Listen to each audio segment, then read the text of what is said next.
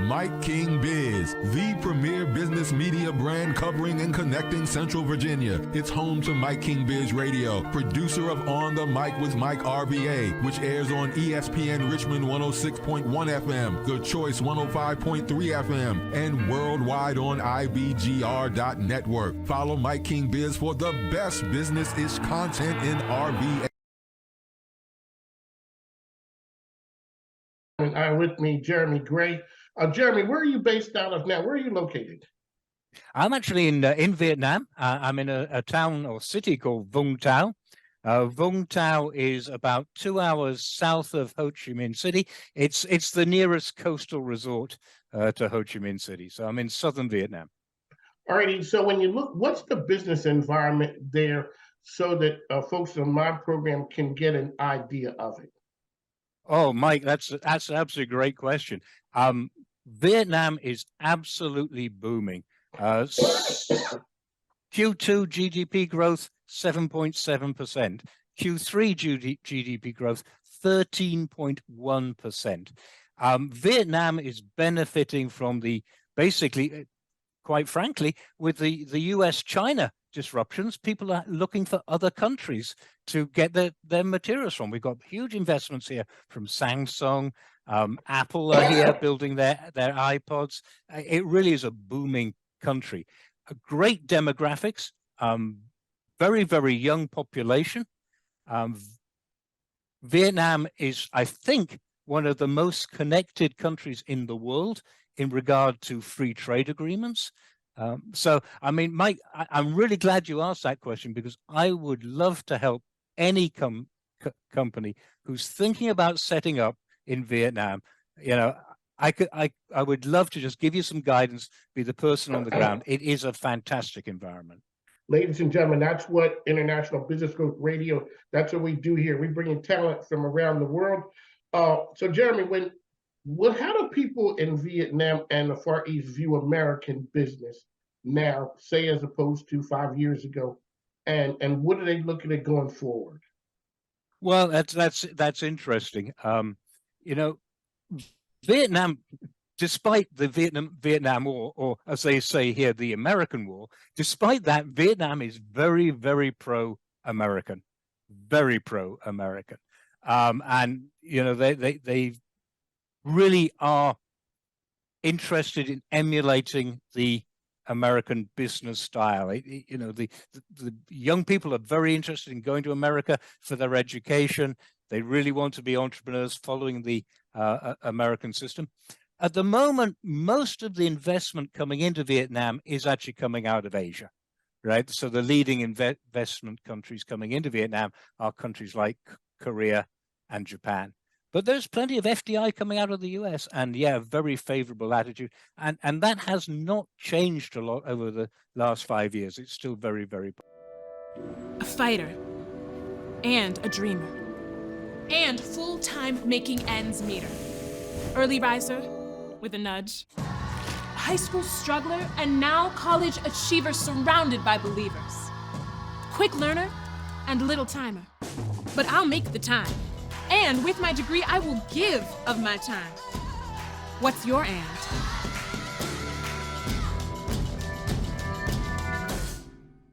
I'm a board-certified pediatrician and a board-certified lactation consultant, and I am the founder and owner of RVA Baby, which is a premier concierge newborn care service. I provide complete holistic newborn care at home for moms in the first 2 to 3 months after they deliver their babies. Alrighty, so what is the thing now? Shout out to our guy, Dr. Joe over at Dandelion. What is this thing with concierge healthcare? Please explain. Well, what it does is it takes that third party out of medicine. Right now, there's a third party, insurance companies, third party payers, and they have a lot of control over what we do and how we do it. And it also drives up costs. And so because medicine is a volume-based business with third-party payers, you have to see a certain amount of people to keep the lights on, because that's with the way the system is set up, is fee for service. You don't get to spend a lot of time with your doctor. And that's the biggest disconnect folks are having with medicine. They don't feel like they have a relationship with their doctor. They can't reach out to their doctor when they want them. And concierge medicine or direct primary care is a game changer, because there is no third party in our relationship. I do what's best for you. I don't have to nickel and dime you for time. I don't have to have 3,000 patients on my panel. The cost is very affordable. Yes, I've learned that. So it's a monthly fee. So, and I have two arms to my business. I have a direct primary care like Dr. Joe, but I also have the in-home concierge service, which is like a retainer model. So you can retain me for 1 month, 2 months, or 3 months for care at home for your baby. One of the things that we see is that model is so different. People, I know when you tell people what you do, they're like, okay, you're a doctor, you're a pediatrician. But then when you take that next step, the people get the glazed look like. They do. And when I first, we don't understand it. It's so different. Exactly. When I first started here in town, even pediatricians were like, what are you doing? And it's such a niche practice that it was kind of throwing folks off, but you get at it, you keep at it, you build a reputation, and now people don't give me that sideways look. Because they get it. Because they get it. And house calls are coming back. So folks are like, why don't we practice medicine like this anymore?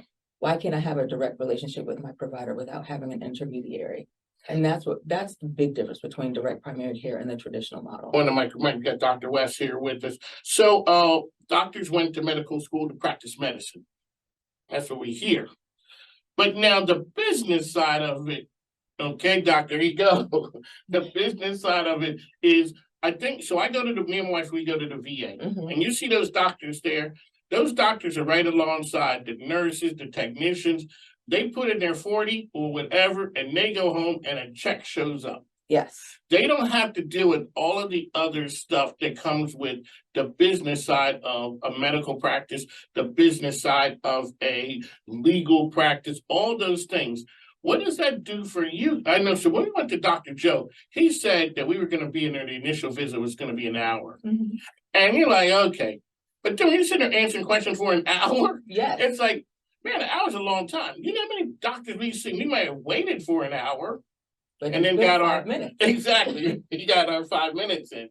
But it really is that way. Talk about the business side of the medical practice, which concierge medicine, I guess, frees you guys up to spend time with the patients. That is the challenge for me, because when I started medical school, I started it with a purpose to become a pediatrician, because I had bad experiences as a mom, a young Black mom with a baby who was sick. So my goal was always to be able to provide care and connect with people. And you don't talk about business in medical school. You don't talk about billing. You don't know how the system works. You don't even know that big business is running medicine. Well, where do you get that information from? Most people still don't know that information. And so when you go out into the real world to start practicing, and you see that volume rules today, and you have to see 40 kids a day or 35 kids a day, that's when you start looking at, oh my gosh, I have to bill a certain way, I have to do my own coding, I have to do X, Y, and Z. And so now you have a lot of physician burnout. Even in situations where at the VA, I used to work at Fort Belvoir, I worked at Fort Bragg, I worked at Fort Lee as a pediatrician, and those environments still cause a lot of burnout, because even though you're interacting with folks and at the end of the day, you go home and you collect a check, there are a lot of hurdles that you have to jump. They're on skates. They're on skates. You're jumping through hoops all day. And I call them fiery hoops. And not only are you rushing to see patients, but there are things that you have to do at your desk. There are boxes you have to check in order to get that paycheck. So what you're looking at is, so that diminishes all the things that you went to school for, all the patient care things that you love. Exactly. All of a sudden now we got the business side of it. And it's hitting you upside the head, because you're not really benefiting from the business side. And so for me, ethically, I feel like capitalism and medicine should not be intertwined. They need to go together. There should be no corporate medicine, because then you start talking about, the margin instead of taking care of people. We're talking about shareholders instead of taking care of people. And so the hard part for me with my practice is keeping my prices low so that a wide range of people can afford me. So I have business owners, I have wealthy families, I have middle-class families, I have some Medicaid families. So making sure those prices are reasonable and giving everybody the same treatment. The challenge is that I don't make a 6-figure salary anymore, but that's okay, because my husband does. Exactly. And I have the opportunity to do that.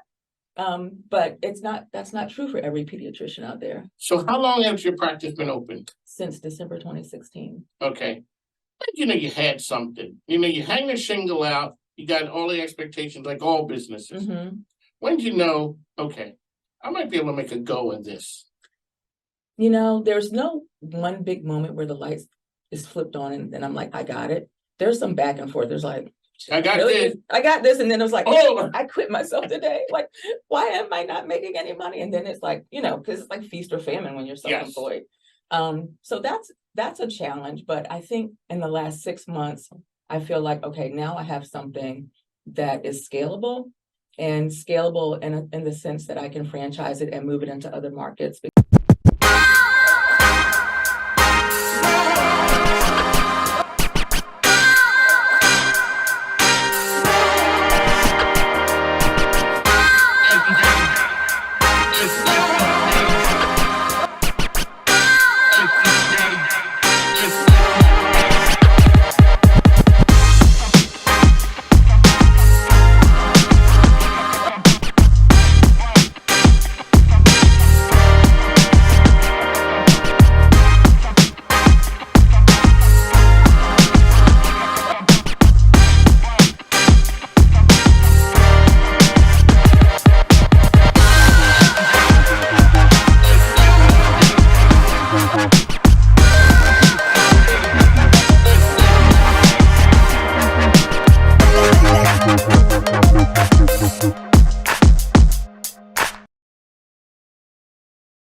Be there if I needed it. There you go. Van Grace is here with us, the VCU Brand Center. Alrighty, sir, we just come through the Super Bowl, and I was with Dave Saunders of Madison and Maine yesterday. It was bittersweet for me being an Eagles fan. But Andy Reid, we take care of family and we like family, so good for them. I've noticed today that you had posted something right here. All right, sir, the floor is yours when you talk about relationships, mentoring, and being mentored. So you were mentored. Yes. And now this is paying it forward and it's showing up in a very big way. Yeah, it's showing up. I mean, again, our students and our alums are proof points out in the world. And when the Super Bowl comes along every year, we want to make sure we highlight that because they're doing it and they're doing it in big ways. Now, I got the stats handed to me just before I walked out of here, so I apologize. I'm doing a little reading. We want it. So this is the 4th consecutive Super Bowl where 20 plus Brand Center alums have been involved in creating spots for the big game. This year, 22 alumni contributed to 18 spots, and then 2 more to what we call adjacent spots, which are the ones that kind of play pregame and postgame. Brand Center alums were involved in creating almost a third of this year's spots. So think about that. This little school in Richmond, Virginia, our alums did almost a third of the spots that were out there. I mean, it's just phenomenal. That's crazy. Because I always ask people, the creative side in Richmond is on fire. Yes. And what is it? Everybody, every time says it's VCU. Mm-hmm. It is VCU. What is it about the culture of VCU that really causes that? I think the seeds were planted early. I mean, you've got President Rao, Dr. Rao, who really has helped to build that. Prior to him, President Trani. You've got people who saw that VCU could be more than just kind of a commuter school, which Richmond was, mm-hmm. And what can we do? And so we've grown as a research institution. We have grown as an innovation institution. So whether it be the Brand Center or Da Vinci or other programs. So we're going to get to that, which is always, people are kind of confused. Yes. But these are all high-level places. So when I had Dr. Westlake on, it's like, explain that Da Vinci thing. Mm-hmm. And it's you here at the Brand Center. But Big Al comes in and he says, no, that's sports leadership. Yes. So think of it this way. If you look at the School of Business in VCU, okay. And that is the kind of our epicenter. Within the School of Business, there are 3 centers that you've heard about that have kind of crossed here. So Dr. Westlake Garrett, mm-hmm. Da Vinci, a part of the School of Business. The Brand Center, which is where I work, part of the School of Business. Dr. Carrie LaCrom, Center of Sports Leadership, part of the School of Business. So we are the jewels in the crown jewel of the School of Business. And we do very different things, but work together as we develop programs, as we partner with the community. We hold it down for the School of B. Yes, you do. And, when I look at it, and so I tell people, Richmond's a lot like Philly. Mm-hmm. I mean, it looks the same, the whole Broad Street, Yes, Temple, VCU. It's that energy that you get. And you don't get that from other schools. And I spent 10 years up at Penn State. Mm-hmm. There's energy, but it's not the energy that's driven when you're in the middle of a city and it has that feel to it. One, it's a city vibe, but it's also, we talked about this earlier before we got on air. It's also that hustler vibe. Yes, it is. And so the folks that are going to VCU, VCU serves a community that is of Richmond. And so most of the students come from Richmond or the Virginia area, a lot of first gen students. So that's that hunger that it's just in the soul. You can't manufacture that. It's either there or it's not. Yeah. And it's not about, you hear people talk about side hustle. No, it is the hustle. It is no side hustle. So Philly, there are parts of New York, uptown Harlem, like there are places where you go where you feel the hustle. You feel like, oh, I'm gonna make this money.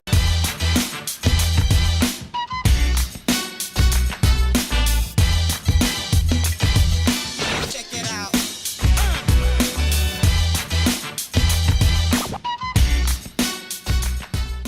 This large award and networking event for college athletes. When did that come about? Is that clearly that's something new? Yeah, it was the first year this year of that event. And so the event was last month, I believe. Yeah, it was in June, so it was last month. And we got notified he was up for 2 awards, Male Athlete of the Year Award and the Hustle Award.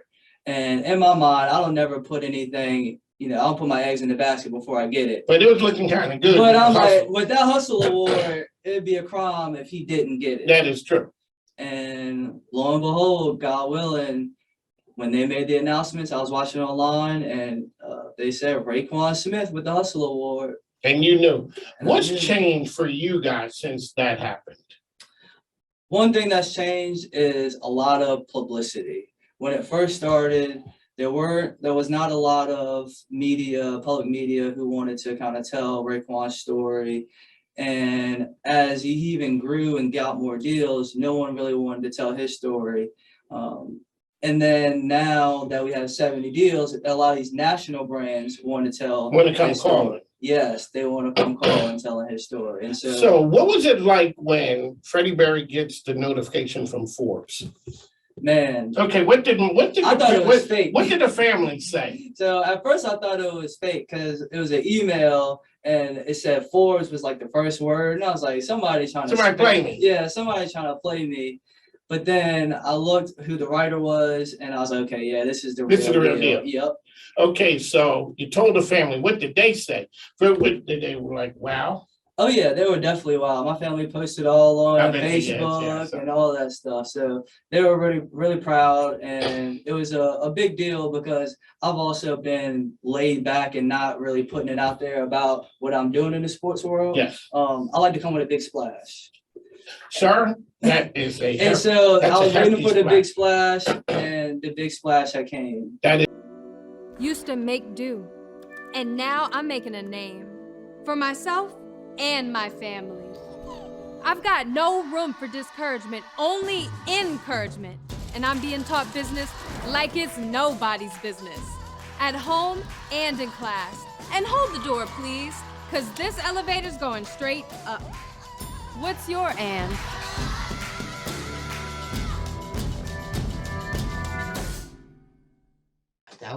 So I had you got a million. Tell me, you got a million stories. I have a couple. Yeah, you got a couple. I was fortunate enough to have another video go viral in 17 or 19, I think 18, that really changed my life. I was DJing at VCU's campus. It was a DJ battle. Shout out my homegirl Almira. She was putting on this DJ battle, and it was crazy. My wife and I were in we were in Cancun for our honeymoon, and I got word that that they bumped it up a week. So I literally was prepping my set in Cancun. I had I think like 1 day to practice it, and the next day I did it at campus, at VCU's campus. And yeah, I played Surfing USA, Beach Boys to Swag Surfing, and it just took off. I mean, literally that night I went from 7,000 followers to like 30. Like, it was insane. Literally overnight, Shaquille O'Neal actually DM'd me and was like, he DM'd me and was like, I like that mix. And it was funny, but I scrolled past it because I didn't think it was can't him. be him. I was like, yeah, okay, whatever. Yeah, that's not Shaq. And I think it was like 6 hours later, I looked at my phone and I was like, oh my gosh, That was Shaq. this is really Shaquille O'Neal DMing me. So of course I messaged him back and I'm like, hey man, if you want it, I'll send it to you. You know, of course, you know, I wanted to generate some conversation with him and, you know, build that rapport. And fast forward to now, man, and you know, I talked to him on the phone. I've done remixes. I've produced 3 or 4 songs with Shaq that he's rapping on. I got 4 records. that So it's Shaq not is rapping on. Shaq the Foosh Snickens. This is Shaq. This is Shaq, aka DJ Diesel. Is his DJ name. Okay, so now that's why we're the best business radio program around, because we got a guy who's doing them, you know, mixes for Shaq. So the word got out, you blew up down at VCU. Then all of a sudden, does it make it easier to get jobs, or are you still going to get jobs, or most of them coming to you? I'm exploiting all of that. I'm reaching out. I mean, like I said, I mean, that situation allowed me to end up DJing in New York, Los Angeles, Texas.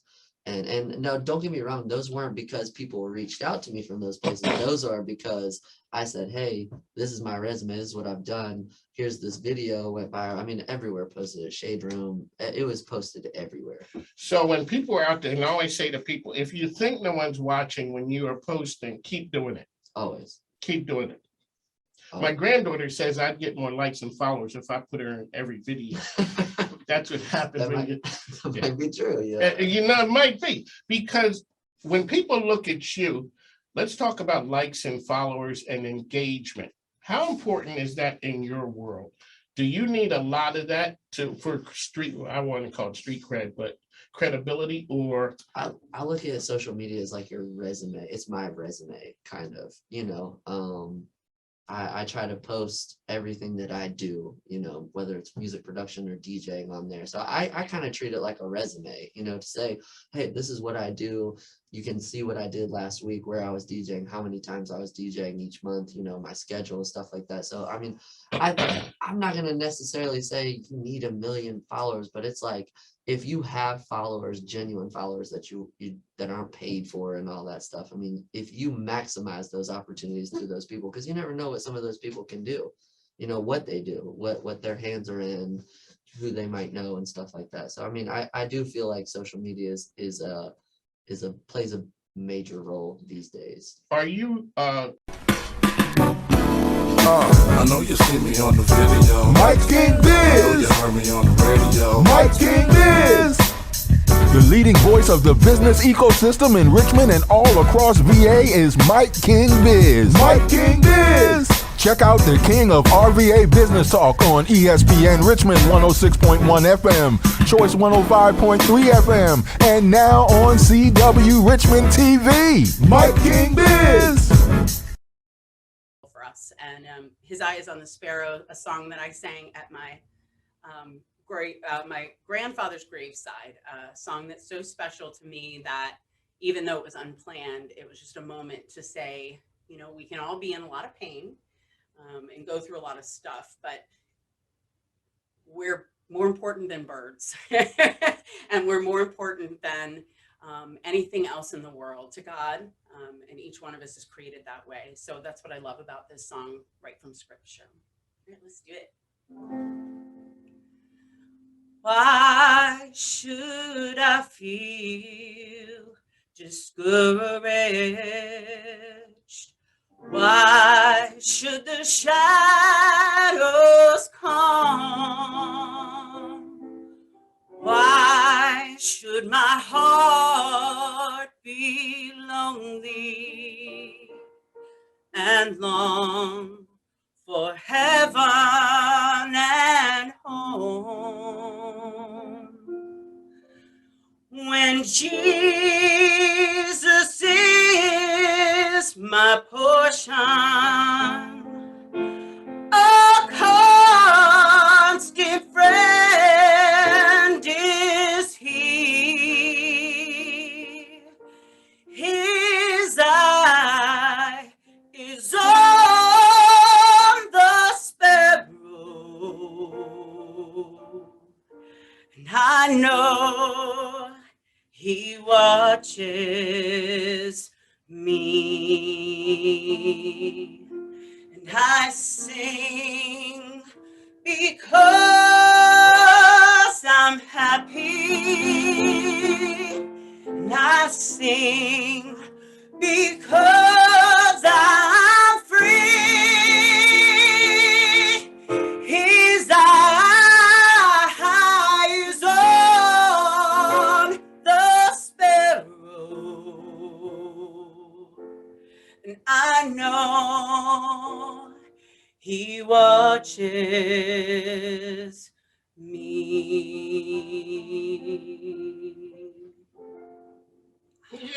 Yay! Lauren Hill! Okay. So, and you had said that was inspiration. It was because I wanted to see that kind of music in a Catholic church, and both those movies were set in Catholic churches and Catholic school, and I just thought that was neat, to bring music into that. And I would often go into cathedrals and places that I worked in the sanctuary alone. Don't tell anybody. And I would sing this song and I would sing songs just so I knew that God knows that I'm worshiping with God. Like, that's really important to me, to share music that way. I decided to get into real estate because I wanted to be able to provide a legacy for my family and also be able to be there as my children grow up. I am able to now provide flexibility within my schedule and also be present for my clients. My name is Nicole Reed with Nicole Reed Real Estate and Associates, and I help individuals and businesses buy, sell, and invest in real estate. We believe that everybody deserves to build a legacy for their family and build generational wealth, and we believe that it can be done through real estate. Being in the top 1% in the state of Virginia of realtors and 5% nationally, my clients can rest assured that they have someone that is educated and very diverse within the marketplace. We want to make sure that we're looking and paying attention to every single detail when it comes to the transaction process and make sure that they feel comfortable and secure about making a decision, whether they're buying a home or selling a home. So if you're looking to buy, sell, or invest in real estate, whether it's in Virginia or any state in between, make sure you call Nicole Reed Real Estate and Associates. Real estate redefined.